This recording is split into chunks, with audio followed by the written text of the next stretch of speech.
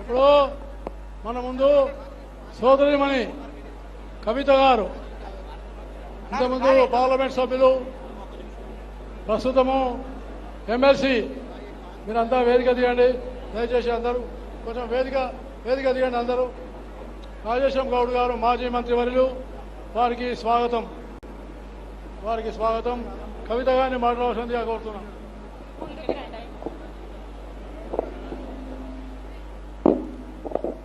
జై తెలంగాణ. అందరికీ నమస్కారం. గౌరవనీయులు పెద్దలు దత్తాత్రేయ గారు గత 20 సంవత్సరాలుగా మరి అలాయ్ బలాయ్ అనేటటువంటి ఒక వేదికను ఏర్పాటు చేసి రాజకీయాలకు అతీతంగా, కులాలకు అతీతంగా, మతాలకు అతీతంగా మరి ఒక వేదిక ఉండాలి.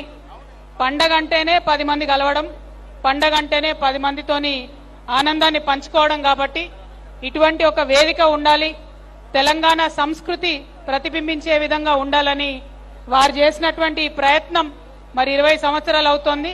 నాకు చాలా సంతోషంగా ఉంది. మా సోదరి బండారు విజయలక్ష్మి గారు కూడా మరి వారి వారసత్వాన్ని పుణికిపుచ్చుకొని ఈ కార్యక్రమాన్ని ముందుకు తీసుకొని వెళ్తున్నందుకు విజయలక్ష్మి గారికి మనస్ఫూర్తిగా అభినందనలు తెలియజేస్తా ఉన్నాను. వారు సక్సెస్ఫుల్ గా ఈ కార్యక్రమాన్ని ముందుకు నడపాలని నేను కోరుకుంటూ ఉన్నాను. మాకు దత్తన్న అంటే బీజేపీ నాయకుడు గానో ఒక గవర్నర్ గానో మాకెవరికి తెలియదు. మాకు దత్తన్న అంటే పక్కా తెలంగాణ వాసిగా 10 మందిని కలుపుకపోయే తెలంగాణ తత్వం ఉన్నటువంటి నేతగా మాకు తెలుసు. రాజకీయాల్లో మేము ఎదిగొస్తున్న టైంలో చాలా మంది మాకు దత్తాత్రేయ గారి గురించి చెప్పేవారు.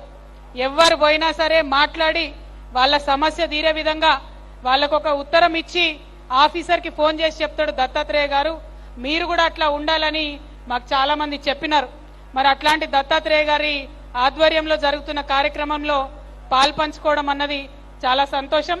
తెలంగాణలో అతిపెద్ద పండుగ అయినటువంటి బతుకమ్మ, దసరా పండుగ శుభాకాంక్షలు మళ్ళొకసారి మీ అందరికి తెలియజేస్తూ 20 సంవత్సరాలు నింపుకున్నటువంటి అలై బలై ఇలాగే కొనసాగాలని మనస్ఫూర్తిగా కోరుతున్నాను. Thank you. జై తెలంగాణ. జై తెలంగాణ.